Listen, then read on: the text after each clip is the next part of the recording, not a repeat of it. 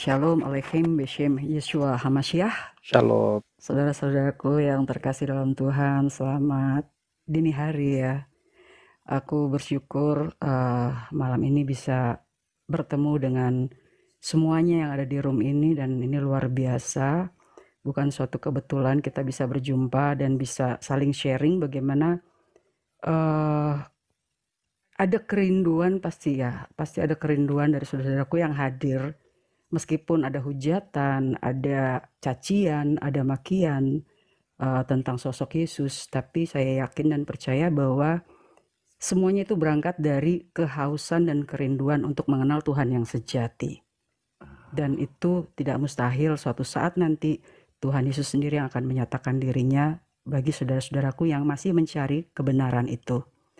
Memang betul, agama itu tidak menyelamatkan, sekalipun saya pribadi lahir dari sebagai orang Kristen, namun saya baru sungguh-sungguh mengenal dan mengalami Kristus secara pribadi saat saya berusia 28 tahun. Ayah saya seorang murtadin, dan saya mau bersaksi di sini, beliau almarhum mengenal Kristus jauh sebelum menikah dengan mama saya. Mama saya Kristen, dan papa waktu itu belajar sendiri tanpa disuruh, tanpa dipaksa. Saat itu justru papa menemukan dikuliknya lah ya kitab suci Al-Quran itu dan Alkitab.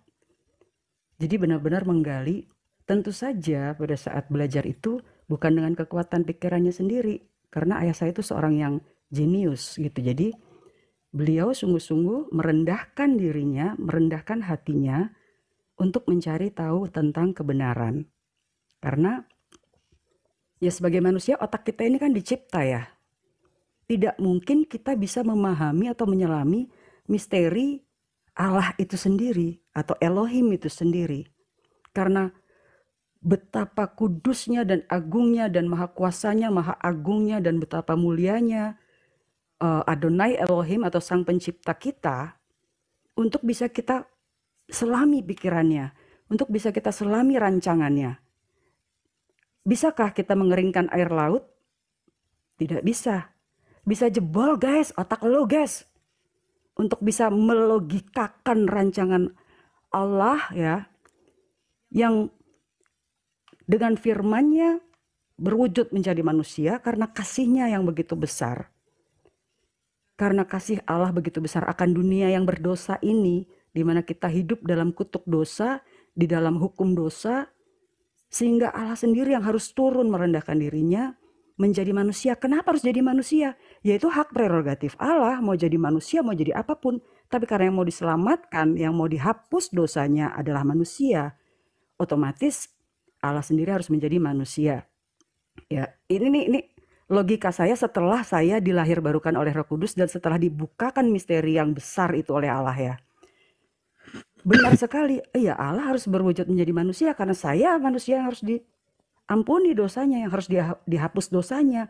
Kalau dulu hanya ditutupi dosanya oleh pengorban, oleh hewan-hewan yang harus dikorbankan, tapi itu pun tidak menghapus dosa, itu hanya menutup dosa, grafirat itu. Sehingga harus Allah sendiri berubah menjadi manusia. Nah, bagaimana dia harus menjadi manusia? Otomatis harus lahir. Ini logika-logika kita setelah kita tahu ya, setelah kita dibukakan ya, setelah kita merendahkan diri, dan Tuhan sendiri yang akan membukakan misterinya itu melalui Roh-Nya yang kudus yang berbicara dalam hati kita, membuka, menyingkapkan tabir misteri. Misteri itu hanya dibukakan oleh si pemilik misteri atau si pencipta kita. Nah, setelah saya mengerti, memahami itu dan mengalami Kristus secara pribadi di usia 28, saya lahir Kristen ya. Di usia 28, Roh Kudus sendiri yang mencelikkan mata saya bahwa oh ini karya Allah ya. Allah adalah roh. Dia harus menyelamatkan manusia, dia harus turun ke dunia menjadi manusia dan harus lahir dari rahim perempuan. Nggak mungkin dari laki-laki dong, ya kan? Begitu. Jadi dia harus lahir dari rahim perempuan. Nah, dipilihnya lah perempuan yang masih suci. Ya. Tapi bukan perempuan itu yang memiliki si anak. Ya kan? Itu. Oke, selanjutnya ada di Alkitab, bisa digali sendiri, dipelajari sendiri dengan doa minta Allah sendiri yang membukakan misteri itu. Nah, yang saya akan saksikan adalah ketika ayah saya 1 hari sebelum meninggal. Papa waktu itu 2,5 tahun cuci darah, udah komplikasi berat dan sudah mulai sudah tidak bisa bicara. 1 hari sebelum meninggal ada kekuatan dia untuk bicara. Nah, saat itu ayah saya cuma bilang gini, Tuhan Yesus sudah ngawe-ngawe. Ya, bahasa Jawa tuh ngawe-ngawe tuh artinya manggil-manggil. Tuhan Yesus sudah manggil-manggil papa. Terus saya bilang, wah luar biasa Pak. Luar biasa itu, saya merinding gitu ya, karena sampai nangis gitu. Wah luar biasa, papa mau ketemu Tuhan Yesus, seperti ada yang tertulis di Alkitab bahwa orang yang percaya kepada Tuhan Yesus akan bertemu muka dengan Tuhan Yesus di sorga. Janji Tuhan itu adalah ya dan amin. Nggak mencela-mencele, ya, tidak saling kontradiksi, karena di balik janji, di balik perintah selalu ada janji. Ya, ada kasih, ada keadilan Allah, itu yang jelas. Kasih Allah kepada manusia, ya, itu diwujudkannya, sudah. Kemudian keadilan Allah, ada konsekuensi dosa, yang itu ditanggungkan kepada Yesus Kristus di atas kayu salib. Harusnya kita yang mati, harusnya kita yang berhadapan dengan maut, karena kita hidup di dalam kutuk dosa, yang kita terikat di bawah hukum dosa. Nah, itulah yang ditebus, itulah yang dibebaskan oleh Kristus. Kita dibayar lunas, hidup kita dibayar lunas, makanya kita disebut hamba Tuhan. Hidup kita dibayar lunas oleh darahnya, oleh kematiannya di atas kayu salib, karena manusia sudah jatuh dalam dosa, dan upah dosa adalah maut. Kita sudah kehilangan kemuliaan Allah. Dengan amal perbuatan apapun, itu hanya kain kotor di mata Allah. Nggak mungkin ada jurang pemisah antara manusia yang penuh dosa, yang kotor, berhadapan dengan Allah yang maha suci. Ya, nggak ada Avenger. Tanpa Kristus tuh nggak ada Avenger di bumi ini. Jadi harus ada darah yang ditumpahkan, karena dosa hanya bisa dibayar oleh nyawa. Manusia mana yang bisa membayar dosa itu? Sanggup nggak sih kita sebagai manusia membayar dosa itu dengan darah kita, dengan nyawa kita, dengan siksaan yang Allah sendiri akan kasih? Nggak bisa. Itu makanya Yesus Kristuslah yang menanggung semua beban dosa kita, beban dosa dunia. Yesus Kristus datang bukan untuk orang Kristen, karena firman Allah. Karena begitu besar kasih Allah akan dunia ini, sehingga dikaruniakan anak yang tunggal, supaya setiap orang yang percaya kepadanya tidak binasa, melainkan beroleh hidup yang kekal. Karena kasih Allah akan dunia ini, bukan akan orang Kristen ya, bukan terhadap orang Kristen saja. Maka dikaruniakannya, bukan diciptakannya, anaknya yang tunggal, supaya setiap orang bicara semua manusia yang ada di dunia ini, ya, yang percaya kepadanya tidak binasa, melainkan beroleh hidup yang kekal. Ini misteri Allah, ini anugerah Allah yang disediakan buat kita semua yang ada di dunia ini, ya kan? Hanya iblis yang menghalangi kita, iblislah yang tidak suka kita untuk datang kepada Allah. Dia mencari sekutunya. Ya, begitu manusia bersekutu dengan iblis, itulah dia yang menghujat-hujat. Itulah dia yang mencaci maki, menolak kehadiran Allah di dunia ini yang untuk menyelamatkan umat manusia. Jadi, saya yakin ketika Papa bilang, Tuhan Yesus sudah panggil-panggil. Saya bilang, Papa pergi, Papa datang ke Tuhan Yesus dengan sukacita ya Pak, dengan senyum ya Pak. Lantas, nggak usah beratkan kami-kami ini, karena Tuhan sendiri yang akan memelihara mama, anak-anak, dan cucu-cucu. Karena kami ini, kita ini semua adalah miliknya, bukan milik Papa. Papa pun bukan milik kami, Papa milik Tuhan. Jadi Papa kembalilah ke Tuhan Yesus ya Pak ya. Kami hanya minta doakan saja. Dan itulah warisan ya.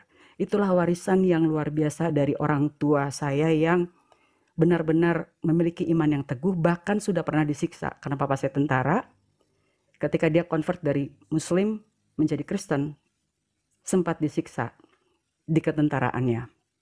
Jadi Papa sungguh-sungguh sudah mengalami ujian iman, dan dia menang sebagai orang yang berpegang teguh kepada imannya, dan dia bilang begini, Papa tidak salah mengambil keputusan untuk mengikuti Tuhan Yesus, untuk memilih Tuhan Yesus sebagai Tuhan dan Juru Selamat Papa. Karena Roh Kudus sendiri yang menarik Papa keluar dari lumpur dosa, sehingga Papa tahu selama ini Papa hidup dalam kegelapan, selama Papa belum mengenal Kristus. Papa hidup dalam gelap sehingga Papa tidak tahu bahwa Papa hidup dalam gelap. Orang yang biasa hidup dalam gelap, dia tidak tahu bahwa dia hidup dalam gelap.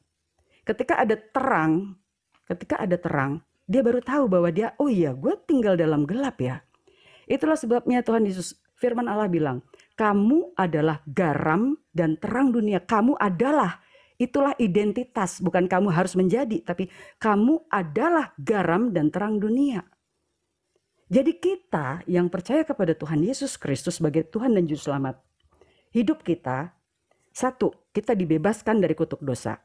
Dua, kita diadopsi sebagai anak-anak Allah.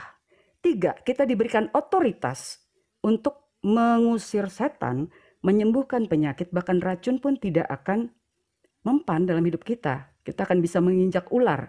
Ya. Yang keempat, jaminan hidup kekal, jaminan keselamatan itu hanya ada pada Kristus. Karena tidak ada satupun nabi di dunia ini, tidak ada rasul yang berani mengucapkan bahwa akulah jalan dan keselamatan dan hidup. Tidak ada satupun yang sampai kepada Bapa di surga kalau tidak melalui aku. Salib bicara tentang pendamaian. Injil bicara tentang kabar baik. Jadi, kalau kita waras, kenapa kita mesti tolak tawaran dan anugerah Allah yang sudah disediakan? Yang menolak itu kan iblis ya. Yang menjauhkan manusia dengan Allah pun iblis.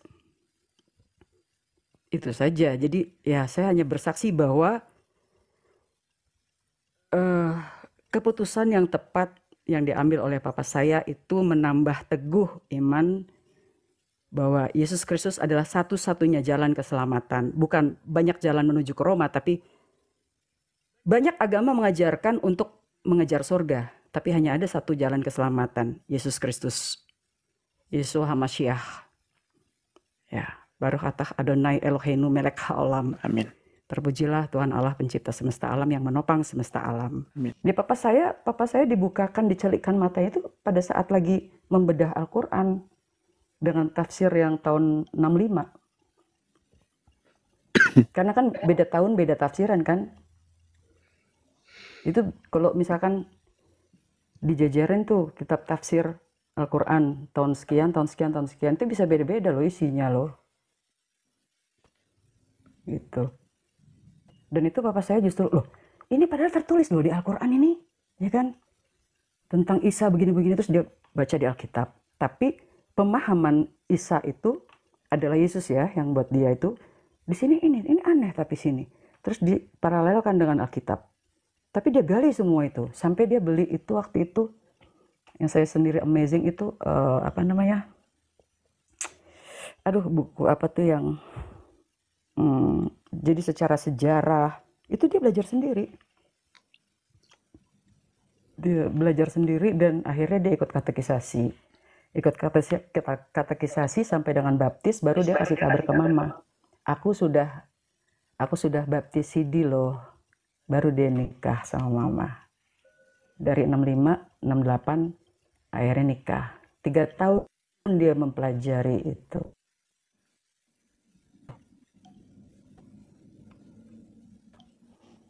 Gitu. Dan kita bersyukur ya terjaga ya. Itu ada di program Aliyah itu aku kupas itu sama Mas Bambang tentang keaslian kitab suci. Voice overnya juga kebetulan aku sendiri di situ. Ya gimana nggak kejaga, anak-anak Yahudi itu umur begitu akil balik langsung menyalin Taurat ya kan. Torah disalin dengan tulisan tangan. Turun temurun loh, makanya keasliannya terjaga. Begitu. Jadi tanah itu Torah Nevim Weketuvim itu terjaga sekali oleh keturunan-keturunan Yahudi karena mereka turun temurun seperti itu. Iya, iya.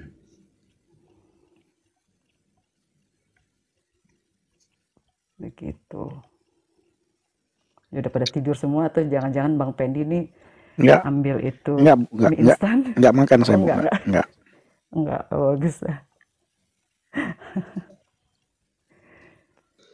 Ini Gitu. suara ibu mirip suara Bu Koni ya? Atau jangan-jangan Koni, punya hubungan saudara juga dengan Bu Koni? Bu Koni siapa ya? Koni Bakri. Oh enggak, oh Bu Koni Bakri yang itu ya, ah, ya.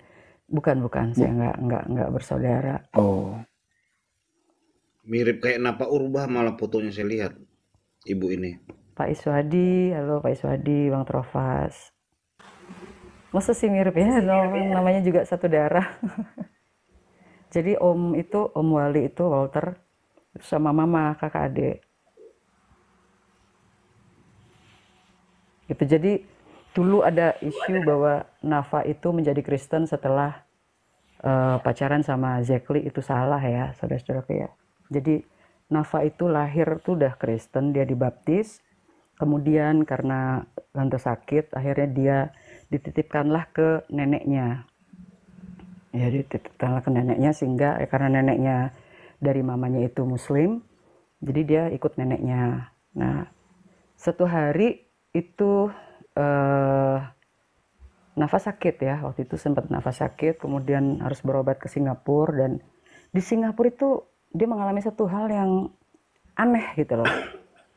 Dia berjumpa dengan dokter, dokter bilang, ya kamu berdoa sama Tuhan Yesus, minta mujizat kesembuhan. Terus setiap dia di hotel itu dia buka channel TV, padahal channel TV itu kan random ya, random program siarannya pun juga macam-macam gitu kan. Tapi setiap dia switch channel, itu selalu yang muncul tuh pastor yang khotbah gitu loh. Dan semuanya itu tentang bagaimana bicara tentang Kristus gitu. Setiap pindah channel pasti lagi ada khotbah. Pindah channel ini khotbah. Akhirnya dia bilang ke mamanya, "Ma, tolong doakan aku bacakan Alkitab." Nah, sejak itu akhirnya dia convert kembali loh, bukan menjadi Kristen karena kenal Zekli, itu jauh sebelum kenal Zekli gitu. Jadi aku sama Primus pun kenal, sama Zekli pun kenal. Dan dia nggak cerai ya sama Zekli ya, dia tetap baik, berhubungan baik, dan rujuk kok sekarang. Karena setiap minggu itu, setiap akhir minggu tuh pasti dia bawa Mika ke Zekli. Gitu. Jadi jangan percaya sama infotainment guys. Aku pernah kerja di infotainment di Global TV. Itu semua berita settingan hanya untuk cari sensasi, naikin rating. Itulah peperangan kita, bukan melawan darah dan daging, tapi penguasa-penguasa, penghulu-penghulu di udara. Bicara tentang satelit, bicara tentang internet. Sekarang apa yang diberitakan oleh sosial media? Nah, bagaimana percepatannya? Apa fungsi anak Tuhan? Melalui media, melalui sosmed? Apa yang bisa digunakan dengan internet? Itu tinggal keputusan kita aja sebagai anak Tuhan. Mau bagaimana? Mau cari jodoh kah? Mau memberitakan Injil, melaksanakan amanat agung Tuhan Yesus Kristus? Atau hanya sekedar iseng-iseng? Itu keputusan masing-masing.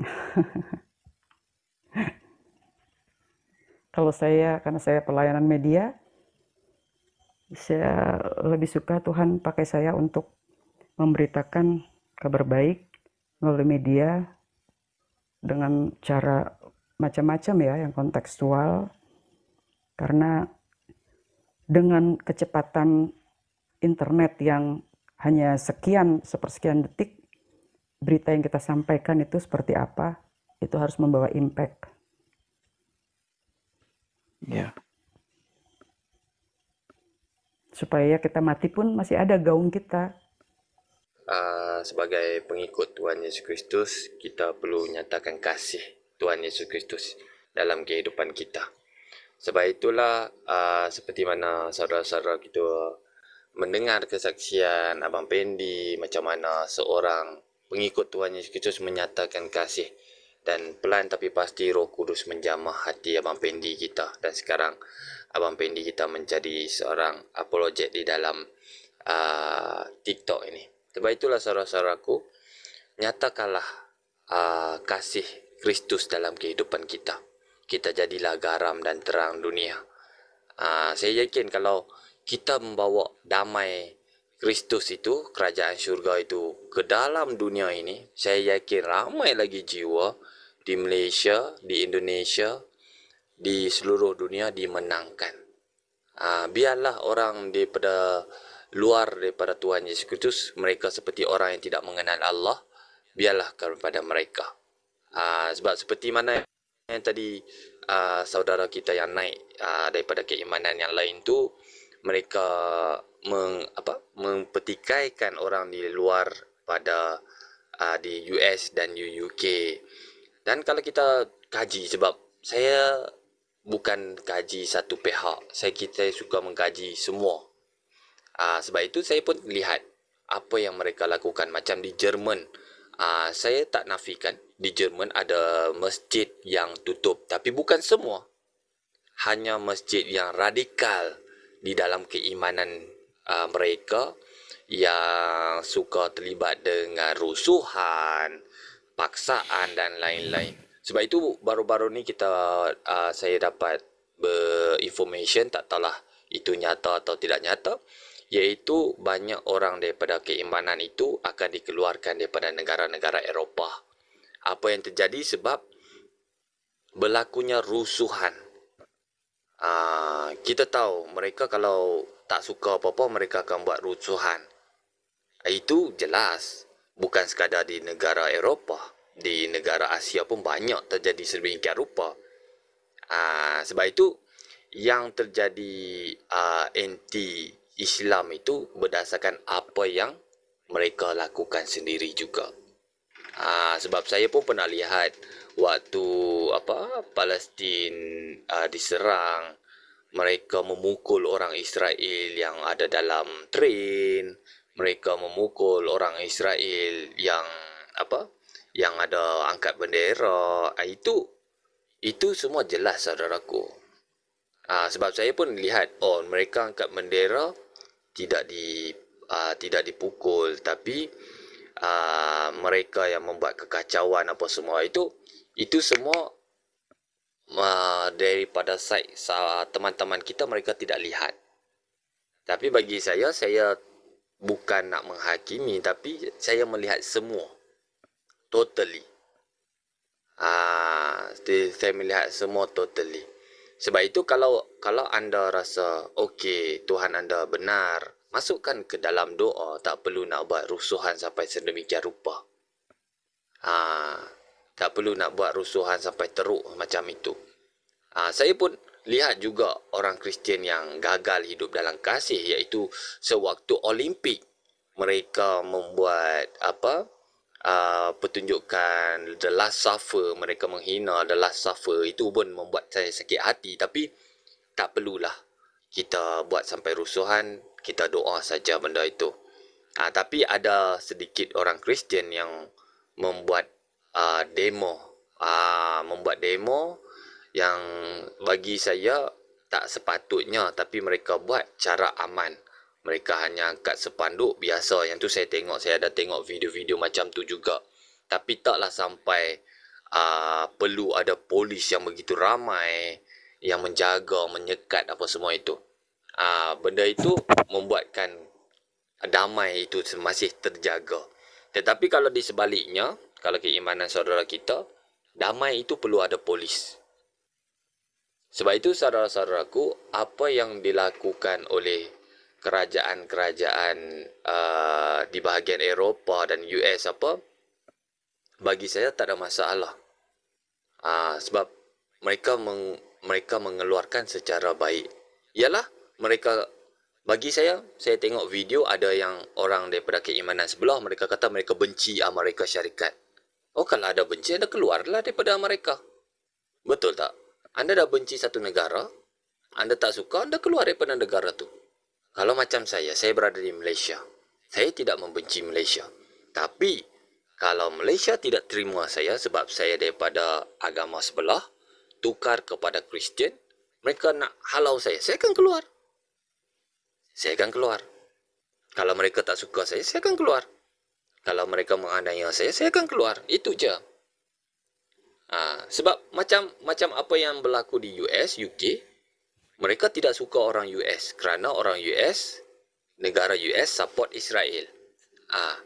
Mereka tak suka sampai buat demo, sampai buat huru-hara, ada kedai yang pecah apa semua. Kita boleh lihat benda tu. Tapi bahagian teman-teman kita, mereka tidak akan lihat benda tu. Sebab saya pernah berada di US, sekali ada demo, mesti ada kekasaran. Sekali ada demo, mesti ada gerai-gerai yang kerugian, yang terpaksa tutup. Sebab saya pernah duduk di US, masa tu saya servis di sana, ada satu demo sampaikan hancur kedai sebabkan demo orang hitam dibunuh oleh seorang pegawai polis. Yang tu saya ada kat situ sampai kedai itu terbakar apa semua. Yang tu ada. Yang tu ada. Saya pun lihat benda tu. Dan itu dilakukan oleh orang Kristian sendiri. Saya tak salahkan. Tapi orang Kristian yang jauh pada gereja. Dan ada orang etis juga yang terlibat. Saya bukan membela satu pihak saja. Saya melihat semua. Sebab keadilan mutlak dalam nama Tuhan Yesus Kristus yang boleh melihat semua. Sebab itu, benda itu tak dinafikan sebab di US sendiri, saya lihat mereka dah mula jauh dengan Bible. Sebab itu apabila saya melihat Donald Trump, Presiden Amerika Syarikat, yang sekarang baru nak bertanding untuk buat kali kedua, dia mengatakan perlu back to the Bible. That is good. Itu sangat baik. Sebab mereka dah jauh. Sebab itu sekarang di US, UK, atheist itu banyak. Sebab itu, kalau anda nak mengatakan satu-satu benda itu terjadi, benda itu terjadi sebabkan anda sendiri yang melakukan. Macam Abang Nabi Ron cakap, benar. Kata, orang Islam diminta keluar sebab apa? Orang Islam yang buat sendiri. Ya, betul. Mereka tak suka tinggal di US, mereka tak suka negara US sebab support Israel. Mereka boleh keluarlah. Dikala mereka tak suka, mereka boleh keluar. Tapi bila dah jadi macam tu, mereka memohon rayu pula dah. Mereka mengambil simpati pula dah. Kenapa mereka perlu dihalau. Tapi sedangkan benda tu mereka buat sendiri. Mereka tak suka lah sekali orang halau mereka keluar, mereka salahkan orang pula. Sebab itu bagi saya, kalau nak judge sesuatu, tengok semua aspek. Jangan tengok berdasarkan agama, tapi tengok berdasarkan keseluruhan. Apa yang terjadi. Sebab itu, apa yang Abang Nabi Ron cakap itu benar. Sebab orang-orang daripada agama sebelah diminta keluar daripada negara-negara Eropah dan negara-negara US, UK apa semua disebabkan atas perangai mereka sendiri. Sebab anda tak boleh tengok tahun ni saja. Anda kena tengok tahun-tahun 5 tahun lepas, 10 tahun lepas. Saya pun sewaktu tu saya masih dalam keimanan yang lama. Saya pun jadi macam malu. Kenapa iman saya memberontak sampai tahap macam ni? Sebab itu dulu jujur saya cakap, sewaktu saya dalam keimanan lama pun, saya tak pernah sokong untuk membela mana-mana negara yang berperang ataupun apa-apa. Sebab bagi saya tak tahu apa yang terjadi di situ, saya tidak boleh menghakimi. Sebab itu dulu sewaktu saya hidup di dalam keimanan lama saya tak pernah join macam orang kata bawa pergi rusuhan untuk membela apa-apa. Bagi saya tak perlu. Saya perlu hidup, kerja dan lain-lain. Itu yang saya buat dulu. Sebab saya tak tahu apa yang terjadi.